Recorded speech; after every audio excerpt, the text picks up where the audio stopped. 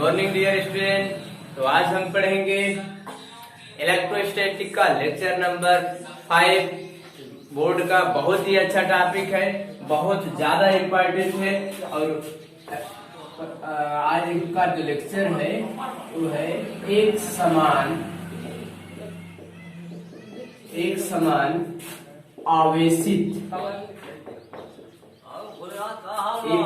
आवेशित वलय के कारण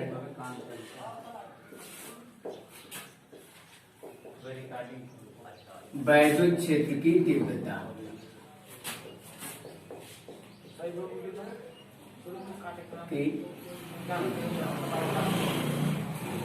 एक रिंग है, यूनिफॉर्म डिस्ट्रीब्यूटेड चार्ज है, उस पे चार्ज जो है आवेश जो उस पर एक समान रूप से आवेशित है, फैला हुआ है। उस वलय के कारण इलेक्ट्रिक फील्ड कितना होगा, तो चलिए देखते हैं। मान लीजिए एक वलय लेते हैं हम, एक समान आवेशित वलय है। इस पर चार्ज यूनिफॉर्म रूप से डिस्ट्रीब्यूट है, एक समान रूप से वितरित है। इस रिंग के कारण इलेक्ट्रिक फील्ड कितना होगा। क्यू आवेश था टोटल, वही क्यू आवेश इस रिंग पर वलय पर एक समान रूप से वितरित है। इस वलय के सेंटर से मान लीजिए x डिस्टेंस दूरी पर आईडी पॉइंट P है, इस पर इलेक्ट्रिक फील्ड कितना होगा, ये चीज हमको फाइंड करना है। मान लेते हैं कि इसकी जो रेडियस है स्मॉल लेटर a मान लिया जाए। थियरी में हम कह सकते हैं कि एक a त्रिज्या का वलय है जिसका केंद्र O तथा केंद्र O से x दूरी पर स्थित एक बिंदु P है, जिस पर वैद्युत क्षेत्र की तीव्रता ज्ञात करनी है। इसके लिए क्या करते हैं, अगर पिछले वीडियो में हमने पढ़ा कि अगर कोई आवेश है प्लस क्यू आवेश, इससे r डिस्टेंस दूरी पर अगर कोई बिंदु P है तो वैद्युत क्षेत्र की तीव्रता होता था 1/4πε0 Q/r इस पर। लेकिन ये जो था ये था पॉइंट चार्ज के लिए, पॉइंट चार्ज की बात इसमें होती है। लेकिन ये जो होगा इसमें क्या है, चार्ज डिस्ट्रीब्यूटेड है, पूरा चार्ज क्यू जो था एक समान रूप से वितरित हो गया। तो अब बताना है कि इस एक समान आवेशित वलय जो हुआ है इसके कारण इस बिंदु पर कितना वैद्युत क्षेत्र उत्पन्न हो रहा है। तो हम लिखेंगे कि माना a त्रिज्या का एक वलय है, माना a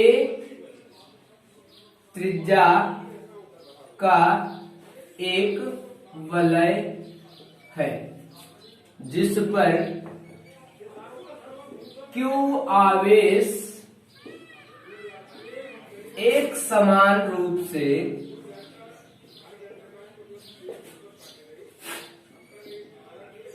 वितरित है, फैला हुआ है, एक समान रूप से वितरित है।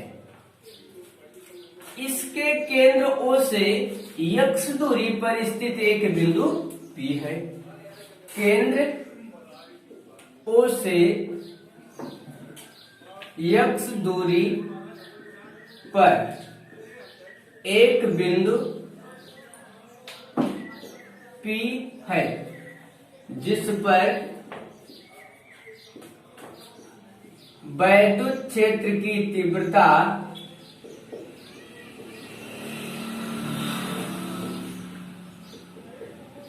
ज्ञात करनी है।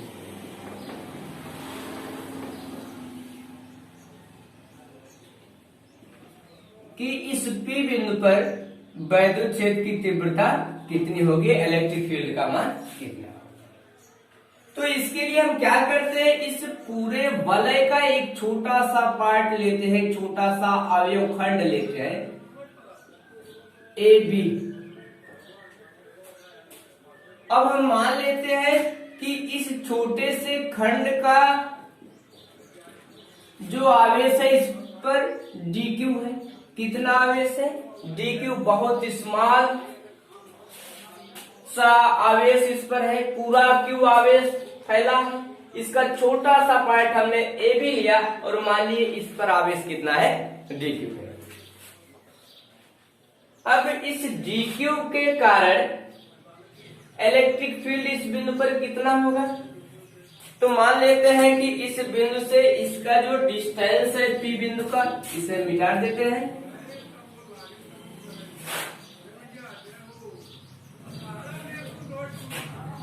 इस आवेश Q या AB अवयव से यहाँ P बिंदु का डिस्टेंस को हमने माना स्मॉल लेटर r, और इस dq आवेश के कारण P बिंदु पर उत्पन्न वैद्युत क्षेत्र एक ऐसा आवेश था, धन आवेश है, तो इलेक्ट्रिक फील्ड कैसा होगा? आवेशराम होगा। भाई छोटा सा चार्ज है तो छोटा सी वैद्युत क्षेत्र उत्पन्न करेगा। बात आ रही समझ में? धन आवेश है तो आवेशराम होता, माइनस होता तो इनवर्स होता, उसकी तरफ होता, अंदर की तरफ वैद्युत क्षेत्र का जो डायरेक्शन दिशा होती है। अच्छा, अगर ये छोटा सा जो आवेश दिख रहा है अर्थात एक छोटा सा आवेश, अर्थात हम पॉइंट चार्ज की बात कर रहे हैं, छोटे से आवेश की, और पॉइंट चार्ज के लिए r डिस्टेंस दूरी पर वैद्युत क्षेत्र की तीव्रता कितनी होती है? प्रीवियस वीडियो में बताया गया कि E = 1/4πε0 q/r²। तो यहां से हम लिखेंगे ये जो इलेक्ट्रिक फील्ड यहाँ पर उत्पन्न हुआ इस पॉइंट चार्ज, छोटे से चार्ज के कारण, वो कितना है? डेल्टा या DE बराबर 1/4πε0। आवेश कितना है? dq बाई यहां से डिस्टेंस कितना था? r²। हम मान लेते हैं कि ये जो इसके सेंटर से मिलाने वाली रेखा OP है, इससे ये एंगल कितना बना रहा है? थीटा एंगल है। अच्छा, अगर ये थीटा एंगल है तो इस DE के दो कंपोनेंट हो जाएंगे, दो घटक हो जाएंगे। एक घटक होगा आपका ये भी थीटा होगा, वर्टिकल अपोजिट एंगल, सीधा साभिमुख कोण, और थीटा की डायरेक्शन में जो होता है उसको हम बोलते हैं DE cos थीटा हो जाएगा। और एक होगा इसका ठीक परपेंडिकुलर होगा, लंबवत होगा, वो क्या हो जाएगा आपका? DE sin।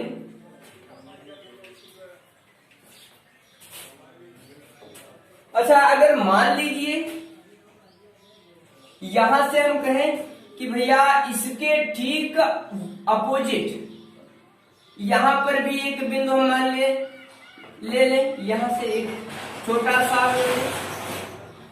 बना दे रहे हैं, लेकिन हमको इसी से चर्चा करना है।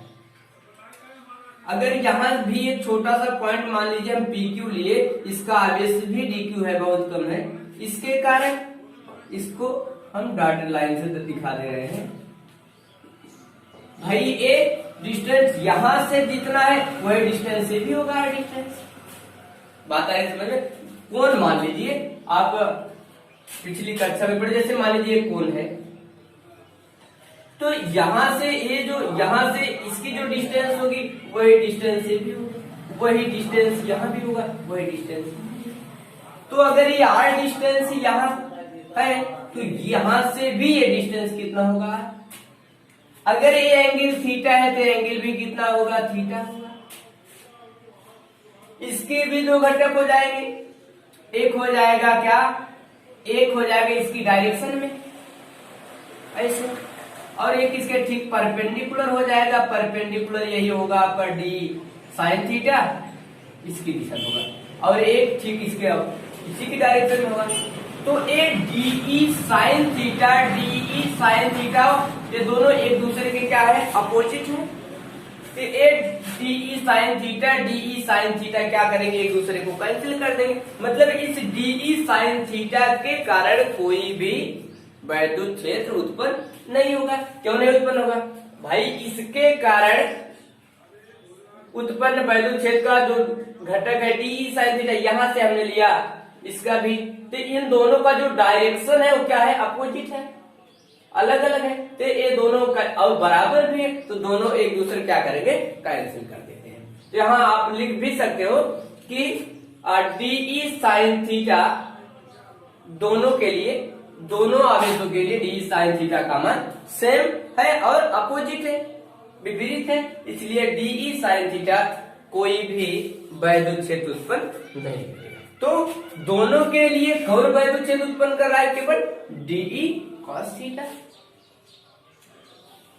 अगर हमको क्या निकालना है, इस पूरे वलय के कारण कितना वैद्युत क्षेत्र उत्पन्न हो रहा है, अभी हम निकाल रहे हैं पॉइंट चार्ज के कारण, और इसके कारण उत्पन्न वैद्युत क्षेत्र तो डी मिल गया। अगर हम कहें कि पूरे वलय के कारण वैद्युत क्षेत्र कितना उत्पन्न होगा, तो हमको क्या करना होगा, ई का मान फाइंड करना है। ई बराबर क्या हो जाएगा, ये जो डी कॉस थीटा है इसका हमको क्या करना होगा, इंटीग्रेशन करना होगा, समाकलन।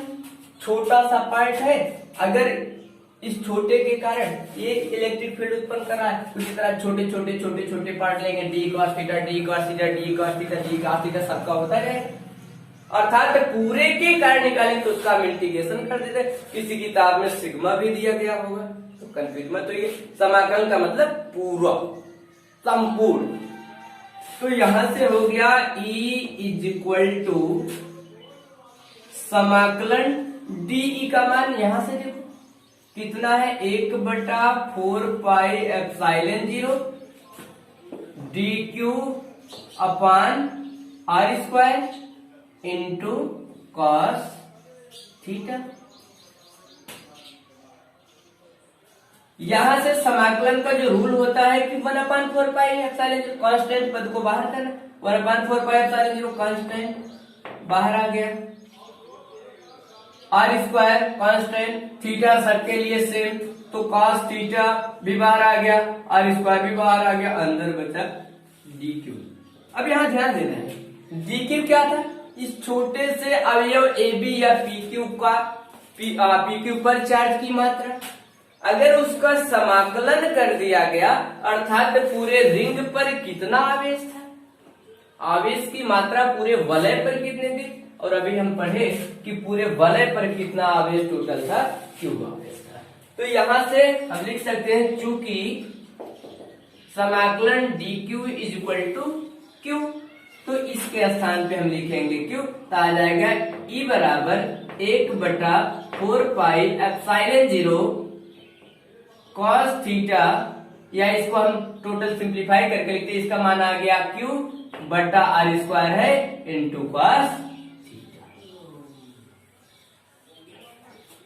इतना नोट करिए। अब इसको और एक्सप्लेन करते हैं इस तरीके से, इस रूप में न लिख करके हमको निकालना है कि x डिस्टेंस दूरी पर कितना इलेक्ट्रिक फील्ड हो रहा है। तो नोट करिए इतना। तो ये ऊपर हम मिल जाते हैं।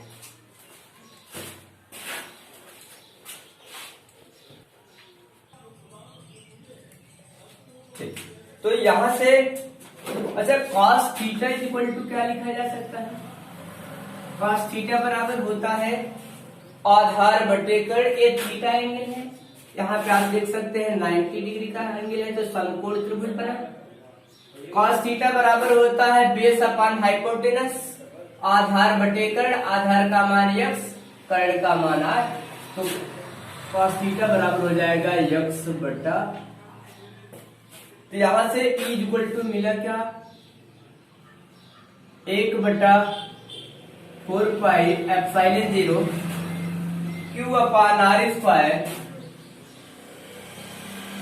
Into cos theta. Cos theta की वैल्यू हमको मिल गई x upon R square, x upon R, sorry, तो यहां से E इक्वल टू हो गया 1/4 pi epsilon 0 Q X upon R square into R cube हो गया। अब ध्यान देना है, आपका प्रश्न क्या था कि इस वलय के सेंटर ओ से x डिस्टेंस दूरी पर कितना इलेक्ट्रिक फील्ड होगा। हमसे तो नहीं बोला कि भैया r डिस्टेंस दूरी पर कितना होगा, हमसे तो करा भैया इससे x दूरी पर कितना होगा, तो हम माने। तो यहां से हमको जो इक्वेशन लाना है, जो समीकरण प्राप्त होगा इलेक्ट्रिक फील्ड का, वो किस के फॉर्म में होगा, x के फॉर्म में होगा। अच्छा ध्यान दो, यहाँ से a क्या था, रेडियस a था, a x है r है। तो अगर यहाँ से हम r इक्वल टू लिखे तो r इक्वल टू क्या हो जाएगा, रूट में x a square plus x square, या इसी को लिख सकते हैं a square plus x square का घात 1/2। 1/2 का मतलब करड़ी, करड़ी का मतलब घात 1/2 होता है। तो यहां से ये फार्मूला, इसको हम इस तरीके से लिख सकते हैं, E बराबर 1/4 पाई एप्सिलॉन 0 Q x बटा r स्क्वायर, r इसके स्थान पे हम लिखेंगे a square plus x square का घात 1/2 इंटू 3 है, तो हो जाएगा 3/2 हो जाएगा। ये है आपका एक समान रूप से आवेशित किसी वलय के कारण उसके केंद्र से x दूरी पर स्थित किसी बिंदु पर विद्युत क्षेत्र की तीव्रता कितनी होती है। हाँ ये ध्यान देना है कि थीटा का जो मान है सबके लिए सेम होगा, चाहे यहां से ले कहीं से भी। डिस्टेंस क्या होगी, समान होगी। हमेशा डी ई साइन थीटा का पद एक दूसरे के अपोजिट होगा, सो हमेशा कैंसिल हो जाया करेगा, केवल इलेक्ट्रिक फील्ड को उत्पन्न करेगा डी पास। आप स्क्रीनशॉट लें, इसको नोट करें, इसको हम मिटाते हैं। अभी इसकी कुछ कंडीशन के बारे में हम समझ लेते हैं कि क्या कंडीशन होंगी। कंडीशन ये है, वीडियो को जो है आप लोग स्किप ना करें, ताकि अगर कोई भी स्टेप आपका छूट जाएगा तो समझ में नहीं आएगा, पूरा वीडियो लास्ट तक देखेंगे। तो यहां से मान लीजिए कंडीशन इसकी कुछ है, बहुत इंपॉर्टेंट है कंडीशन, विशेष ध्यान दीजिएगा। कंडीशन इसलिए इसकी क्या है, पहली कंडीशन हम कहते हैं, मान लीजिए ये जो P बिंदु है, बिंदु P जो है, बिंदु P वो कहां पर हो, इसके सेंटर को वलय के केंद्र पर हो। बिंदु P वलय के केंद्र पर हो। भाई एक हम कॉन्सेप्ट निकाल रहे हैं कि अगर ऐसा हो गया तो, अगर मान लिया जाए ए पी बिंदु इस वलय के सेंटर से x डिस्टेंस दूरी पर ना हो करके यही P पॉइंट इसके सेंटर पे हो जाए, वो बिंदु पर हो जाए, केंद्र पर हो, तब क्या हो जाएगा, तो x का मान कितना हो जाएगा, x इक्वल टू 0 हो गया। भाई यहाँ हो गया तो x का कोई मतलब नहीं, 0 डिस्टेंस। अगर x का मान 0 हो गया तो यहाँ हम 0 रखेंगे, तो E इक्वल टू भी क्या मिलेगा, 0 प्राप्त होगा। तो पहला कॉन्सेप्ट मिला कि यदि P बिंदु वलय के केंद्र पर हो, वलय के केंद्र पर आ जाए तो वह वैद्युत क्षेत्र उत्पन्न नहीं करेगा, इलेक्ट्रिक फील्ड इक्वल टू 0 हो जाएगा। दूसरी कंडीशन, यदि ये P बिंदु, यदि P बिंदु बहुत दूर स्थित हो, बहुत दूर, अर्थात x is very very greater a, बहुत दूर हो, बहुत दूर स्थित हो। अगर बहुत दूर स्थित हो गया तो क्या होगा कि भाई x का मान तो बहुत ज्यादा हो गया, बट इसकी तुलना में ये जो a का मान है वो क्या हुआ, बहुत स्मॉल हुआ, कम हुआ। तो उसको हम क्या करेंगे, नगण्य मान करके छोड़ देंगे। अगर a को छोड़ देते हैं तब क्या हो जाएगा, a को हम क्या करेंगे, तब a को छोड़ने पर, क्यों छोड़ेंगे भैया, x का मान तो बहुत ज्यादा हो गया और वलय का आपका जो रेडियस है वही स्मॉल छोटा सा, तो इसकी तुलना में a का मान बहुत कम है, तो ये को छोड़ सकते भाई, बहुत छोटा है, न के बराबर नगण्य है, तो उसको हम क्या करते हैं, छोड़ देते। तब आपका जो इलेक्ट्रिक फील्ड आएगा E equal to 1/4πε0 Q x बटा ए स्क्वायर तो छूट गया, केवल बचा आपका यक्स स्क्वायर का घात 3/2। यहां से ए दो कैंसिल हो जाएगा, यही आपको मिला E =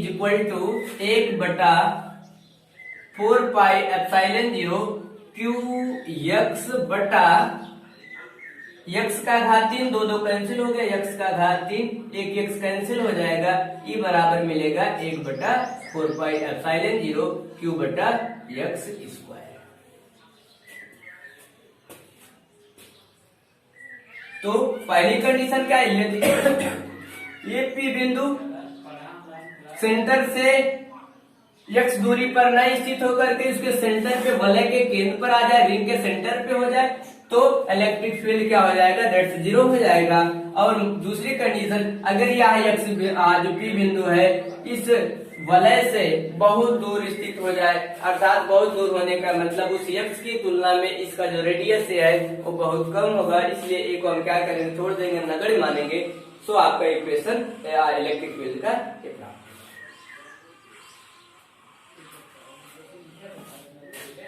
तो इलेक्ट्रिक फील्ड रिंग का ये कब के लिए होगा, अगर हम कहें कि बताओ ये जो फार्मूला प्राप्त हुए पॉइंट चार्ज के लिए भी होगा, पॉइंट चार्ज के लिए छोटे चार्ज, एक छोटा सा चार्ज के लिए होगा, तो आप कहेंगे नहीं ये किसके लिए है, यूनिफॉर्म चार्ज डिस्ट्रीब्यूटेड, मतलब जब कोई आवेश किसी वस्तु पर एक समान रूप से वितरित होगा तो उसके कारण ये फार्मूला आपका अप्लाई केवल होगा।